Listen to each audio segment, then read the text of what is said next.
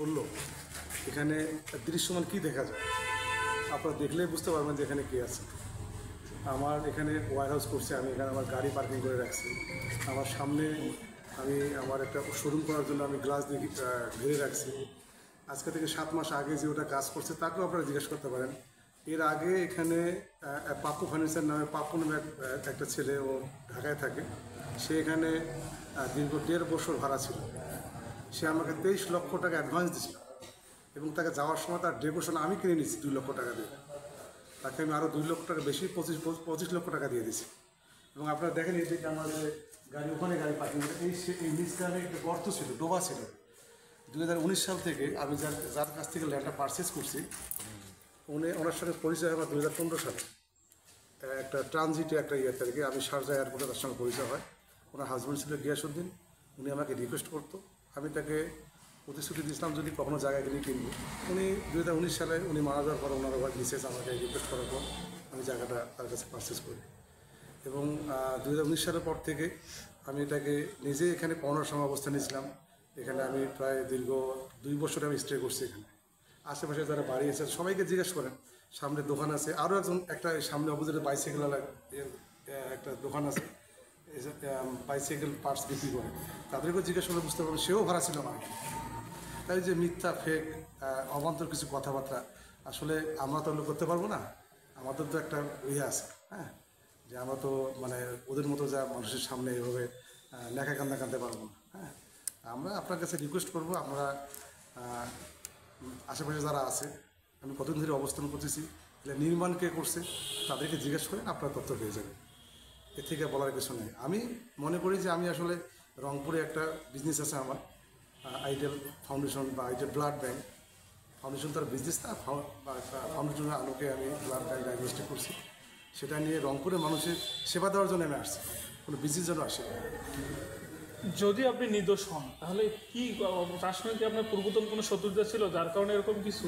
না, এটা মূলত আসলে ওই এখন যে এখানে আসে গত 2 তারিখে যে প্রায় 2 থেকে 250 লোকজন নিয়ে এসে ভাঙচুর করছে, আমার মালামাল লুট করছে।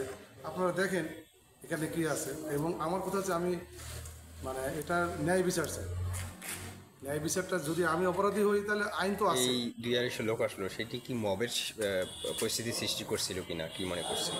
আমি অ্যাকচুয়ালি দেশের বাইরে ছিলাম। আমি গত শুক্রবার দিবাগত রাত, অর্থাৎ শুক্রবার রাত 12টা পরে তো শনিবার রাত, আমি ঢাকায় ইন করে রাত 3টা বাজে। এবং আমি 3টা-4টার দিকে ঘুমাই যাই। সকাল 10টা বাজে আমার মিসেস বলতেছে যে আমার এই তোমাদের রংপুরে আমাদের ওয়ার হাউসে লোকজন ঢুকে লুটপাট করতেছে। তারপর আমি ফ্লাইটে এখানে 1:15 ফ্লাইট ছিল, আমি সৈয়দপুরে 2:15 চলে আসি। সেখান থেকে রংপুর আসে থেকে আমার ওই সেনাবাহিনীকে নক করে সেনাবাহিনী নিয়ন্ত্রণে নিয়ে আসে। বাইরে সবাইকে জিজ্ঞেস করলে বুঝতে পারবেন আসলে আমার এখানে বলার কিছু। এখানে কি কত টাকার মালামাল লুটপাট করছে তারা? প্রায় 1.5 কোটি টাকার মালামাল আমার এখানে লুটপাট হয়ে গেছে। আমার এখানে কিছু ব্যাটারি ছিল, মেডিকেল ইনস্ট্রুমেন্ট কিছু ছিল। আসলে আমি ওখানে সামনে একটা শোরুম দেবো, যার কারণে মালামালগুলো মজুত করে রাখছিলাম, নিয়ে আসছিলাম। সেক্ষেত্রে সেটা মামলা প্রক্রিয়াধীন আছে, ইনশাল্লাহ ওটা ইয়ে হবে। এই জমিটার সঙ্গে আসলে তার সূত্রটা কি, কোন সূত্রে সে এটা দাবি করতেছে, বা আপনার সঙ্গেই বা কেন এই দ্বন্দ্বটা? আরও তো লোক আছে। এটা আসলে যদি আপনাকে বলতে যাই তো অনেক সময়ের দরকার, তারপরে একটু বলি আপনাকে। এই জমির পূর্বের মালিক ছিল আয়েশা আক্তার, ওনার হাজব্যান্ডের সে ভাতিজা মেয়ে, সে কেয়ারটেকার হিসেবে দেখাশোনা করত। তার ঢাকা শহরে আরও অনেক প্রপার্টি ছিল, সিএনজি পাম্প ছিল, সে দেখাশোনা করতে গেলে উনি যখন মারা যায় বা অসুস্থ হয়ে মানে প্যারালাইজড হয়ে যায়, তখন বিভিন্নভাবে সে লুটপাট করে, শুধু এখানে না, তাদের আরও অনেক ল্যান্ড আছে বদরমজনা কোথায় তার এলাকায়, সেগুলো সে লুটপাট করে খাচ্ছে। আপনার ওখানে গেলেও তথ্য পাবেন।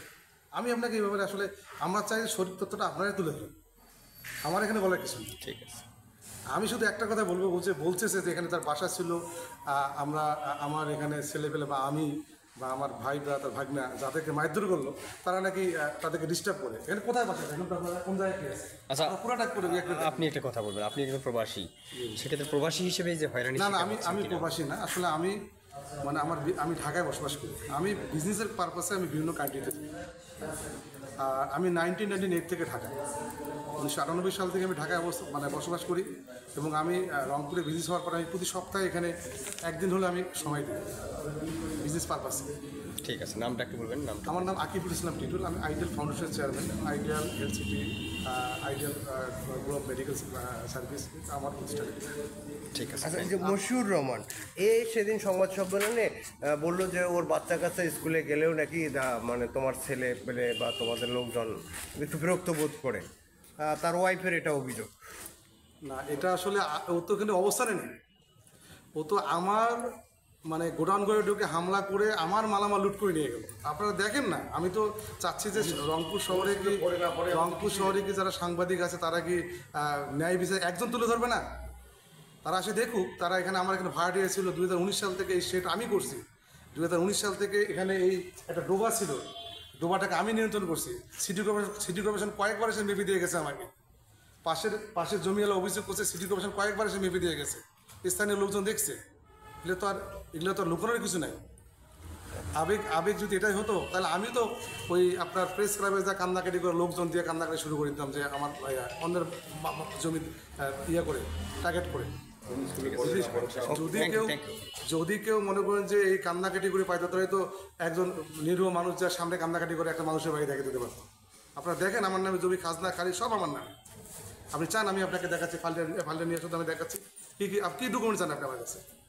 আমাকে সেনাবাহিনী নিয়ন্ত্রণে, সেনাবাহিনী যখন চাবি তালামারি নিয়ে গেলো, উনি যখন হামলা চালালো, দুই পক্ষকে ডাকলো, আমরা গেলাম। দুই পক্ষকে ডাকার পর পেপারস দেখার পর আমাদের পেপারস দেখে তারা সন্তুষ্ট হয়ে, তারা সততা প্রকাশ পেয়ে আমাকে বলছে চাবি সেদিনই আমাদেরকে দিয়ে দেয়।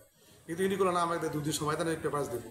উনি পেপারস দিয়ে উনি পেপারস দেখাতে পারে না, এবং উনি লয়ারও নিয়ে গেছে, আমি লয়ারে নিয়ে গেছি, কিন্তু ওর কোনো পেপারস নেই। ওনাকে জিজ্ঞেস করলো আপনার অরিজিনাল পেপারস কোথায়, উনি ফটোকপি কিছু নিয়ে আসে, ব্যাখ্যা দিতে পারেন। তখন উনি বললো যে আমাদের ব্যাংকে আছে। এখনকার মানুষ কি এত সহজ? ব্যাংক এত সহজ? আমরা আপনি 10,000 টাকা ব্যাংকে নিতে যান, লোন নিতে যান, আপনার কাছে কোন পেপার চাই কী চাই দেখেন ওটা কোন ব্যাংকে কাগজ আছে, জমা আছে, কোন সূত্রে লোন পাই, লোন এখানে আছে। হ্যাঁ, জাস্ট এগুলো আমাদের বলার কিছু নেই, এটা আপনারা তুলে ধরেন। আপনার কাছে রিকোয়েস্ট করবো যে সত্যটা তুলে ধরে, যা সত্য। মানে আমার এই যে ওয়ার হাউসের মধ্যে যদি 100% 1% মিথ্যা বলে থাকে সেটা আপনারা তুলে ধরেন। এর থেকে আর বড় কিছু বলার নেই।